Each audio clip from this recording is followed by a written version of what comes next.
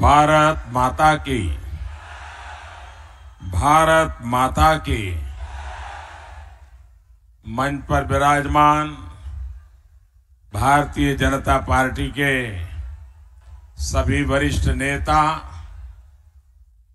हमारे सभी लोकप्रिय उम्मीदवार और विशाल संख्या में पधारे हुए मेरे प्यारे भाइयों और बहनों, जय जगन्नाथ, जय जगन्नाथ। मां महानदी आओ, तेल नदीर संगम जगारे, अवस्थित सुवर्णपुर रे मोर दादा भाई मां भावने मन को मोर जुहार।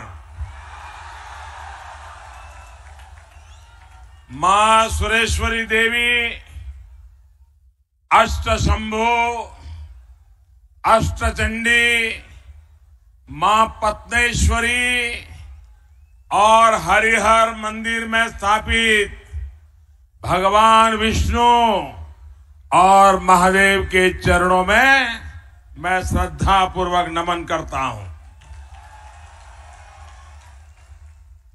देश का प्रधान सेवक होने के साथ ही मैं बनारस का सांसद भी हूं और इस स्थान से विशेष स्नेह इसलिए भी हो जाता है क्योंकि सुवर्णपुर और वाराणसी में बहुत सी समानताएं हैं। दोनों पर ही महादेव की कृपा है, दोनों ही मंदिरों के शहर है। बनारसी साड़ी विश्व में पहचान है तो संबलपुरी सिल्क भी इसकी भी एक शान है। भाई और बहनों, बालांगीर हो, कंधमाल हो, सुंदरगढ़ हो, बारगढ़ हो, पूरे पश्चिमी उड़ीसा में, पूरे उड़ीसा में लहर चल रही है, लहर। ये लहर जो मुझे दिखाई दे रही है वो आपको दिखाई दे रही है क्या? ये लहर आपको दिखाई दे रही है क्या? मैं जहां जहां गया मैंने लहर देखी, आपको भी दिखती है क्या? लेकिन कुछ लोगों को नहीं दिखती है। इस चाय वाले को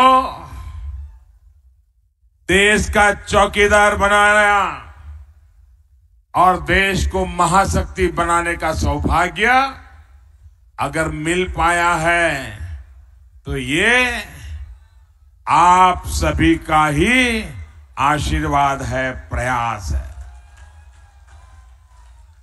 ये आपका ही प्यार जो आपके ही बीच से निकला, ये मोदी आज 130 करोड़ आकांक्षाओं के सपनों के लिए,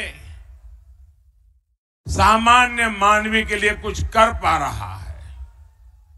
भाई और बहनों, आपके इस चौकीदार पर अगर ओडिशा सहित पूरे देश का इतना स्नेह और उसी के कारण ये सबसे बड़ा काम, आज विकास का इतिहास और विकास का विश्वास जन जन में नजर आ रहा है। ओडिशा का विश्वास तब बढ़ता है जब झारसुगड़ा के एयरपोर्ट बन जाता है, बालांगीर बिचुपली रेलवे लाइन जैसे प्रोजेक्ट बनते हैं। ओडिशा का विश्वास तब बढ़ता है जब ओडिशा में सिर्फ रेलवे के विकास के लिए 5 वर्षों पहले की तुलना में 5 गुना अधिक पैसा लगाया जाता है। ओडिशा का विश्वास तब बढ़ता है जब बलांगीर, सुवर्णनगर, कंधमाल सहित पूरे ओडिशा के 24 लाख गरीब परिवारों के घर में बिजली का मुफ्त कनेक्शन दिया जाता है। ओडिशा का मोदी के प्रति विश्वास तब बढ़ता है जब गरीबों को अपने पक्के घर मिलते हैं। घर में खाना पकाने के लिए मुफ्त में गैस का कनेक्शन मिलता है, शौचालय मिलता है। साथियों, आज बालांगीर और कंधमाल सहित पूरे ओडिशा को एक बात पूरी गंभीरता से सोचने की जरूरत है।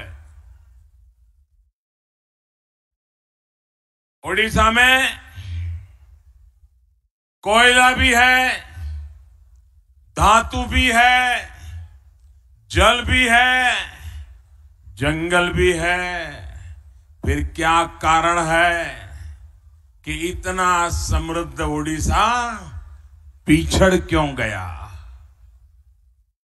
क्या कारण है कि विकास की दौड़ में ये राज्य पीछे रह गया?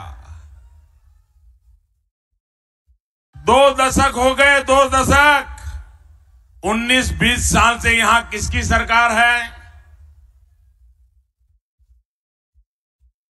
आप बताएंगे मुझे? 19-20 साल से यहां किसकी सरकार है? जरा पूरी ताकत से बताइए, ऐसे नहीं। 19-20 साल से उड़ीसा में किसकी सरकार है? किसकी सरकार है? किसकी सरकार है? उसके पहले यहां नवीन बाबू के पहले किसकी सरकार थी? किसकी सरकार थी? यानी कभी कांग्रेस, कभी नवीन बाबू। और वो बताइए, दिल्ली में मेरे आने से पहले किसकी सरकार थी? अब बताइए भाइयों और बहनों, असल में कांग्रेस और बीजेडी को गरीबी में अपनी राजनीतिक फसल दिखती है। यही कारण है कि ओडिशा सहित देश के एक बड़े हिस्से को इतने दशकों तक बदहाली में जीने के लिए मजबूर रखा गया। कांग्रेस के पास पूरा अवसर था, दशकों का समय था कि वो अमीरी गरीबी के बीच की खाई को कम कर सके। लेकिन उसने क्या किया?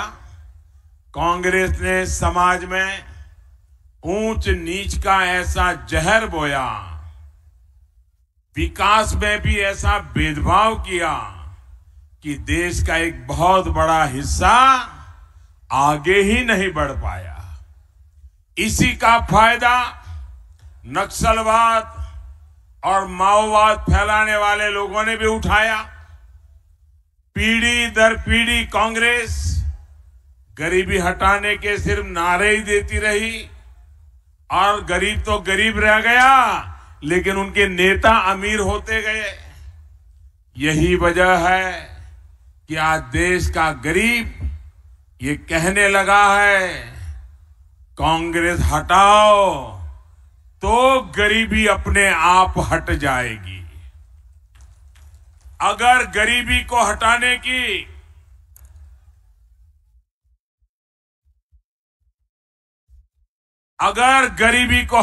की एक बढ़िया से बढ़िया जड़ी बूटी अगर है तो उस जड़ी बूटी का नाम है कांग्रेस हटाओ।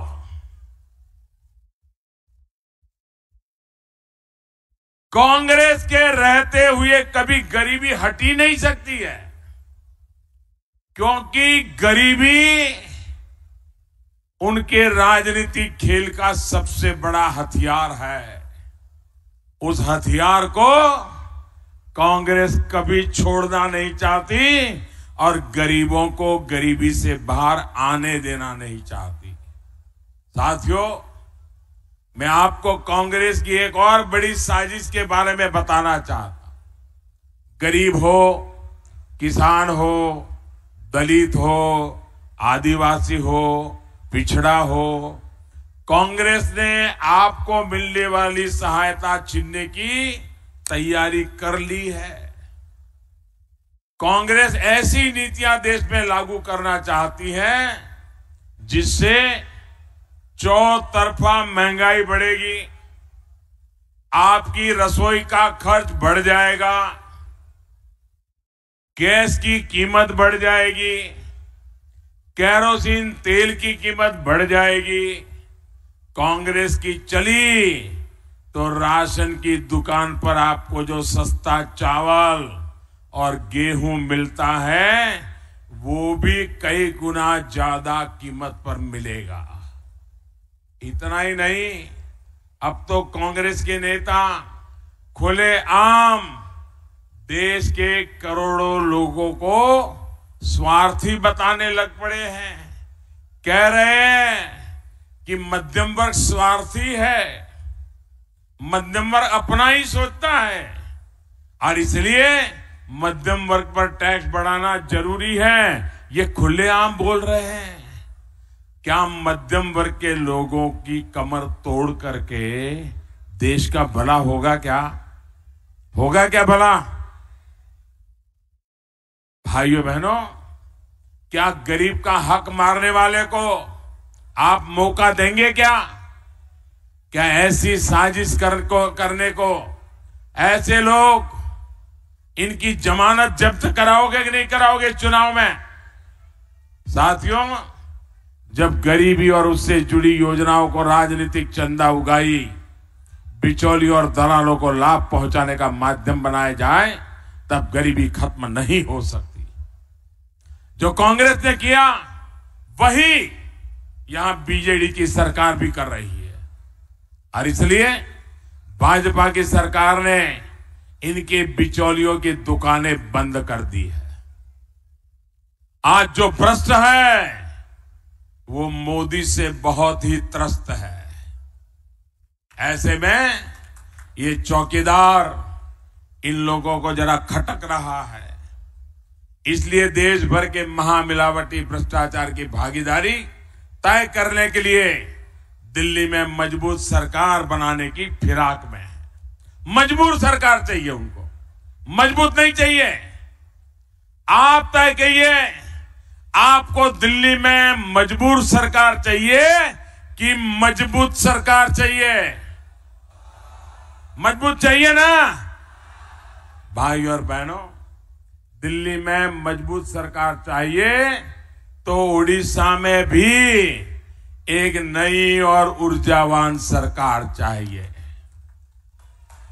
जो उड़ीसा के विकास के लिए नए विचार लेकर सामने आ सके। बीजेडी के शासन में सिवाय भेदभाव के आप सभी को क्या मिला? ये महानदी और तेल नदी का क्षेत्र है, लेकिन ना तो पीने का पानी और ना ही सिंचाई की सुविधा। यहां का किसान अपना धान और अपना कपास औने पौने दाम पर बेचने के लिए मजबूर क्यों है, जबकि केंद्र सरकार ने लागत का 1.5 गुना समर्थन मूल्य तय किया है। यहां जो मिलें थी वो किसकी बेरुखी के कारण बंद हुई? यहां के युवाओं को दिल्ली, सूरत, अहमदाबाद, बेंगलोर जैसे शहरों के लिए पलायन क्यों करना पड़ रहा है? इसका जवाब एक ही है। 19 साल की वो सरकार जिसने आपने इतना भरोसा किया। भाई और बहनों, इस क्षेत्र में तो सिल्क के कारोबार की इतनी बड़ी संभावना है। ये एक पारंपरिक व्यवसाय है। केंद्र सरकार ने ऐसे व्यवसायों के लिए विशेष व्यवस्था की है। बुनकरों, शिल्पकारों, कलाकारों को प्रोत्साहन देने के लिए आप जो भी साड़ी, कपड़ा या फिर धातु पर शिल्प करते हैं, इसकी मार्केटिंग के लिए बहुत अधिक प्रोत्साहन दिल्ली सरकार की तरफ से दिया जाता है। यहां तक कि मुद्रा योजना के तहत बैंकों से बिना गारंटी का ऋण भी दिया जाता है। ओडिशा की सरकार चाहती तो आप तक इसका लाभ पहुंचा सकती थी, लेकिन ऐसा नहीं हुआ। भाइयों और बहनों, दिल्ली और भुवनेश्वर में जब विकास का डबल इंजन 23 मई को लगेगा और कमल छाप डबल इंजन लगेगा, उसके बाद यहां की पहचान पलायन से नहीं, पर्यटन से होने वाली है। ये मैं आपको विश्वास दिलाता हूं। ये ऐतिहासिक विरासत की भूमि है। यहां हेरिटेज टूरिज्म की बहुत संभावना है। यहां के युवाओं के पास रोजगार के अनंत अवसर है। साथियों, सबका साथ, सबका विकास हमारा प्रण है और आप हमारी प्रेरणा है। आपकी ही प्रेरणा से आदिवासियों के लिए जनधन से लेकर के वनधन की व्यवस्था हमने की। 50 वन उपजों को समर्थन मूल्य के दायरे में लाए। आपकी ही प्रेरणा से राष्ट्रीय पिछड़ा वर्ग आयोग को दशकों बाद संवैधानिक दर्जा दिया गया। क्रीमी लेयर की आय सीमा को 6 लाख से बढ़ाकर 8 लाख रुपया किया गया। आप ही की प्रेरणा से दलितों और आदिवासियों के नायक नायिकाओं को स्मारकों में बदलने का काम हम कर पा रहे हैं। साथियों, 18 अप्रैल को जो आप अपना वोट डालने जा रहे हैं, उसका उद्देश्य क्या है, ये भी समझिए। ये चुनाव कोई एक विधायक चुनने के लिए या कोई एक सांसद चुनने के लिए या एक मुख्यमंत्री या प्रधानमंत्री चुनने के लिए नहीं है। ये चुनाव नए ओडिशा और नए भारत के निर्माण के लिए है। आपका, आपके बच्चों का भविष्य कैसा हो, लोकसभा और विधानसभा चुनाव उसका फैसला करेंगे। ये चुनाव तय करेंगे कि भारत महाशक्तियों के साथ कदम ताल करेगा या फिर गरीबी, बीमारी और भूखमरी के चुंगाल में फंसा रहेगा। ये चुनाव तय करेंगे कि भारत के दुश्मनों को घर में घुसकर मारेगा या फिर चुपचाप बम और गोले का आघात सहेगा। ये चुनाव तय करेगा कि हिंदुस्तान के हीरो मजबूत होंगे या पाकिस्तान के पक्षकार मजबूत होंगे। ये चुनाव तय करेंगे कि हमारे जवानों को, किसानों को और नौजवानों को सम्मान मिलेगा या फिर देश के टुकड़े टुकड़े करने वालों की आवाज गूंजेगी। ये चुनाव तय करेगा कि चौकीदार रहेंगे या भ्रष्टाचार करने वाले किरदार रहेंगे। आपको चौकीदार चाहिए या भ्रष्टाचार?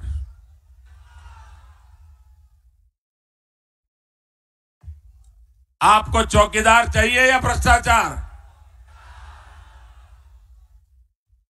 आपको चौकीदार चाहिए या भ्रष्टाचार?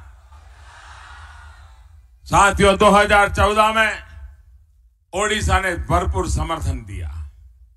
मैं एक बार फिर इतनी गर्मी में इतनी बड़ी तादाद में आप आए और मेरी जहां नजर पहुंच रही है लोग ही लोग हैं, और वहां हेलीपैड के पास हजारों की तादाद में लोग खड़े हैं, वो अलग है।